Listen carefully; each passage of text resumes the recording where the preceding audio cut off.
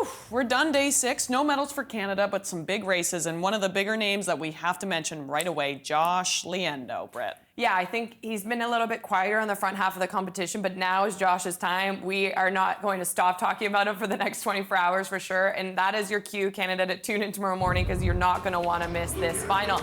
We have a chance to go for Canada's first gold on the men's side since Brent Hayden in 2007. So that's a lot to cheer about. And this would be a huge statement swim for Josh going into the Paris Olympics next year when those big champions come back into the mix. But Josh Leando here, riding the water really well. I've said it a few times, but I love the way he's swimming. That to me means that you've hit your taper, you're feeling good in the water. That's what we have, a good head position, good hip position, and he's having a good rhythm in his stroke.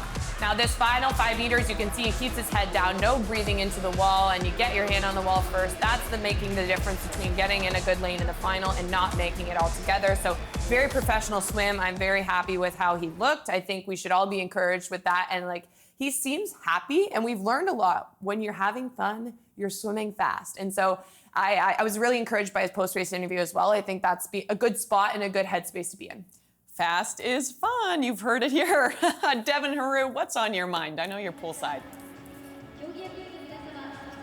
I love sports. What a fascinating finish to the evening here. That swim-off was riveting. The racing here has been world-class. You know, I was trying to make the point last night. The Australians were a little concerned about what was going to happen here for them because at trials, they weren't swimming all that fast. I talked to the journalists from Australia. They said it was a slow pool in Melbourne. Well, the Dolphins are flying here in Fukuoka, no doubt. Okay, so Josh Leando drops that 50 free. There was a half hour between the 50 free final and the 100-meter fly final. Josh is all in. I've gotten to know this young man over the last couple of years. Britt, you just mentioned Brent Hayden, the last to win a gold at the World Championships for Canada, and Josh and Brent have a very close relationship. In fact, I want to point back to a pivotal moment that happened at the end of the relay at the Tokyo Olympics. Hayden went out first. Leando was right behind them. The foursome set a Canadian record, nearly catapulted the team onto the podium. After that race, Brent Hayden pulled all the guys in, especially Josh, gave him a pep talk. That stuck with Josh Leando. He's been trying to track down all of Hayden's records, including the Canadian record in the 100-meter freestyle. But so wonderful that Josh Leando tomorrow night in the 100-meter fly can become the first Canadian man since Hayden to win a gold medal. Like we've said all night, he's all in. He has the swagger, and I think the last point I want to make is just mentally knowing that you're dropping the free and that you're pushing all the chips in on that fly. I think that's the type of thing a guy like Josh Leando loves. I think that mental edge, knowing he's dropping everything and going all in, is exactly where Josh Leando wants to be. 2 days left. And I think it's going to be a pretty special finish for the Canadians, Anastasia and Brittany. I think you're right, Devin. I think it's going to be a historic day tomorrow. You're not going to want to miss that final. Let's go to the booth now. Hey, we've said it before. The big question mark was China. Byron, China is doing quite well. And I want to read this stat because Chin just became the first individual to ever win the 50, the 100, and the 200-meter breast. Come on. It doesn't get any better than that. Well, it doesn't, and it is a rarity, and Britt and I were talking about this before the show, and that so few people win the 50, 100, and 200 of the strokes. Any stroke. The backstroke seems to be a little bit easier to do, but all the other strokes, you never see it, and we've rarely ever seen it in the breaststroke. I mean, obviously, now we've seen it, and in the butterfly, you definitely never see it. So, very interesting that this man is able to do it. One of the reasons he's able to do it is he is one very physically strong individual. So that allows him to generate the power for the 50, where Mr. Stubblety Cook might not have it. So now you've got the power for the 50, and now he's just got such a beautiful stroke that he's got the endurance for the 200. Isn't there an argument that if you train too much for one, it'll hurt the one on the other end? Absolutely, 100%. You can see that in some of the athletes. They try to spread themselves too thin, and it doesn't work. Even someone like Kylie Masse, in her races, when she went to the Olympics in Rio, she didn't even qualify for the 200. She wasn't fit enough at that point in her career. And she actually, the first quadrennial of her career, she never swam the 50. So now all of a sudden she's got the power, she can swim the 50, and she can broach all 3 of them. So It's too bad that Q-I-N in Chinese isn't pronounced kin, because then he'd be the kin of the world when he does that thing. I thought that would be amazing. All right, how about the queen of the world, Molly O'Callaghan? 4 gold medals at this event. In the 100 freestyle, she is almost dead last at the touch. And then she comes home, Byron, in a wicked 26-4. So she is in lane number 5, the closest yellow lane to us. you can see where she turns, way behind. Look at how deep she goes. She's got very good kick, which is interesting because she injured her knee a month ago, and they were very, very worried. Now you know why. But her power on the end of all these races is amazing. She just powers easily. Doesn't even look like she's trying. She's so efficient with her pole, grabs so much water and pushes it back, and just surges forward.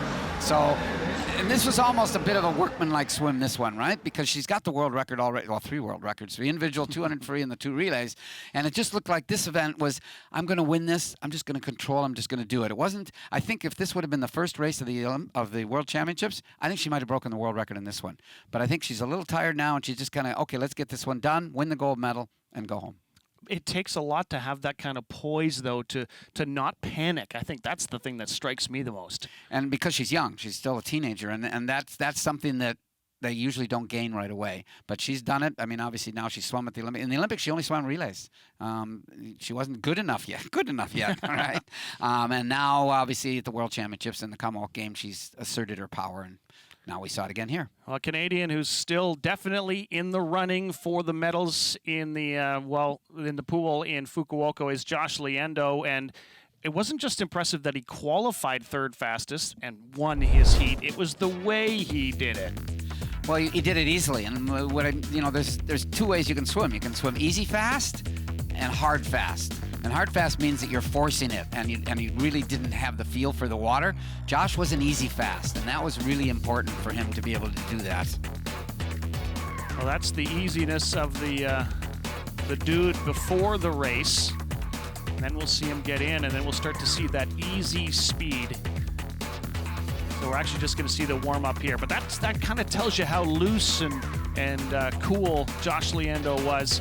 So, Byron, everybody keeps talking on our crew about the swagger of Josh Leando, but it's still a kind of a Canadian swagger. It's not cocky. It's just a swagger. So my question is, of the 4 of us and Devin, so the 5 of us, who's got the most swagger?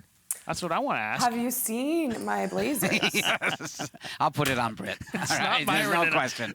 But it's not me. But Josh is unassuming. I mean, and that's the one thing, right? Yes, he's got the swagger because he feels now he's a player, and that's really important to feel you're a player. Belonging, feeling you belong in the discussion is a very big step mentally to make that bridge. Now he's made that bridge.